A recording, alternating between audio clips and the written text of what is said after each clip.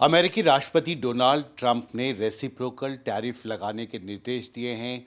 भारत जैसी अर्थव्यवस्था पर इसका क्या असर पड़ेगा, भारतीय एक्सपोर्ट पर इसका क्या असर पड़ेगा, इस पर विस्तार से बात करने के लिए मेरे साथ हैं federation of Indian export organisations के डीजी और सीईओ अजय सहाय। एनडीटीवी में आपका स्वागत है। पहला सवाल है, आपका क्या असेसमेंट है? एक बहुत ही महत्वपूर्ण फैसला डोनाल्ड ट्रंप ने किया है जिसकी पहले से ही कयास और चर्चा लगाई जा रही थी। भारत के एक्सपोर्ट के लिए इसका क्या मतलब है, कितना असर पड़ेगा? देखिए, अभी किस तरह की रेसिप्रोकल ड्यूटी की बात हो रही है इसकी बहुत क्लैरिटी नहीं आई है। साथ में ये भी देखना होगा कि हमारे दोनों हेड ऑफ स्टेट्स ने बात की है कि हमें बायलैटरल ट्रेड को 500 बिलियन ले जाना है। हम multi product bilateral trade agreement करना है जिसको इसी साल में बहुत जल्दी हमें कंक्लूड करना है। तो जब मैं इस परिप्रेक्ष्य में देखता हूँ तो जहाँ रेसिप्रोकल ड्यूटी की बात आती है, मेरे को ये लगता है यूएस जो अपने आइटम ऑफ इंटरेस्ट है उसको यूएस बायलैटरल ट्रेड एग्रीमेंट में पुश करेगा, इंडिया अपने आइटम ऑफ इंटरेस्ट को पुश करेगा। तो हम ये चाहेंगे कि जो इंडिया है, हमारे जो मेजर प्रोडक्ट्स एक्सपोर्ट्स के हैं, ये वो प्रोडक्ट जिनको हम एक्सपोर्ट करते हैं जिनमें पोटेंशियल है, तो हमारी विश लिस्ट में वो प्रोडक्ट होने चाहिए। यूएस जिसमें मार्केट एक्सेस चाहता है उसमें होगा, क्योंकि इंडिया शायद किसी कंट्री को विदाउट बायलैटरल एग्रीमेंट को स्पेसिफिक ड्यूटी कंसेशन नहीं दे पाएगा। तो इस परिप्रेक्ष्य में देखते हैं तो यहाँ पे अपॉर्चुनिटी भी है, कुछ चैलेंजेस भी आएंगे। किस तरह निगोशिएशन बढ़ता है उसके ऊपर ये डिपेंड करेगा। आपने चैलेंजेस की बात की। बहुत सारे प्रोडक्ट्स हैं, फार्मास्यूटिकल्स हैं, विशेषकर टेक्सटाइल्स हैं, जेम्स एंड स्टोन्स हैं। ये सारे सेक्टर्स हम सबसे ज़्यादा एक्सपोर्ट करते हैं। तो क्या कोई आकलन आपने किया है कि इन पे अगर हायर टैरिफ लगाया जाता है तो हमारे एक्सपोर्ट पर कितना असर पड़ेगा? देखिए, इन जितने भी सेगमेंट की बात करते हैं जो हमारे मेजर सेगमेंट ऑफ एक्सपोर्ट है, वहाँ यूएस में मैन्युफैक्चरिंग उस तरह की स्ट्रांग नहीं है। हमारा जो फार्मास्यूटिकल जाता है वो सबसे बड़ा लार्जेस्ट चंक वही, एक तरह से अगर आप टेलीकॉम और स्मार्टफोन को हटा दें तो हमारा यूएस की मैन्युफैक्चरिंग से कोई डायरेक्ट कंपटीशन नहीं है। इसलिए जो टैरिफ का जो थ्रेट है वो ज़्यादा निगोशिएशन पर्पस के लिए यूज़ होगा rather than actually imposing the tariff. तो हमें ये नहीं लगता कि लॉन्ग टर्म या जो भी डिस्कशन होगा इंडियन एक्सपोर्ट्स को कोई थ्रेट है, बट ऑफ कोर्स उस मार्केट को बचाने के लिए आपको निगोशिएशन पे जाना पड़ेगा, और निगोशिएशन में उनके आइटम ऑफ इंटरेस्ट जो हैं उनको भी इंडिया में एक्सेस देना पड़ेगा, लोअर टैरिफ में भी एक्सेस देना पड़ेगा।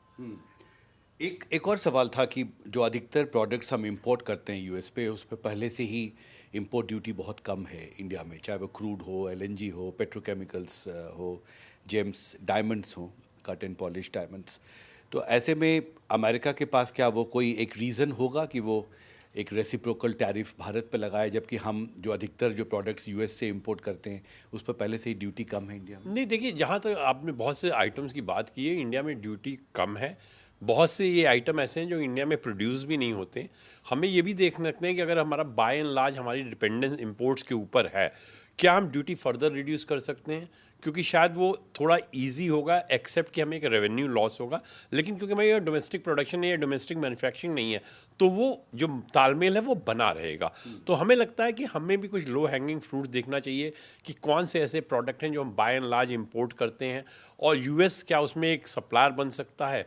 क्योंकि अगर इस सिचुएशन में हम रिड्यूस करते हैं बायलैटरल ट्रेड एग्रीमेंट में यूएस के साथ ड्यूटी, तो जो बिजनेस है वो अदर कंट्री का यूएस के पास जाएगा। We should not be worried about that, because हमारी वरी होती है कि हमारी डोमेस्टिक इंडस्ट्री प्रभावित ना हो। तो इस तरह के कंसेशन देने में कोई नहीं है। मेरे को लगता है जिस तरह के कंसेशन गवर्नमेंट ने कुछ प्रोडक्ट पे बजट में दिया है या आज दिया है, तो हम भी बहुत पॉजिटिव सिग्नल यूएस को भेज रहे हैं कि हम भी आपको एकोमोडेट करना चाहते हैं, and definitely as a reciprocity हम भी ये चाहेंगे आप हमें एकोमोडेट करें। एक आखिरी सवाल, आपने एक असेसमेंट किया था कि अगर ट्रंप प्रशासन टैरिफ वॉर शुरू करता है दुनिया की बड़ी अर्थव्यवस्थाओं के साथ, ट्रेडिंग पार्टनर्स के साथ, तो उसके लिए उसका भारत के एक्सपोर्ट पर क्या संभावनाएं हैं, क्या चुनौतियां हैं, क्या पोटेंशियल है, क्या नई अपॉर्चुनिटीज़ हैं? क्या असेसमेंट है आपका लॉन्ग टर्म में? हम लोगों ने देखिए अभी एक असेसमेंट किया है और काफ़ी डिटेल्ड असेसमेंट किया। उसमें हम लोगों ने 175 टैरिफ लाइन आइडेंटिफाई की है जहां इंडिया, चाइना, यूएस मार्केट में कॉम्पीट करते हैं। और वो जो सेगमेंट 175 टैरिफ लाइन का है वो करीब करीब $238 बिलियन का है।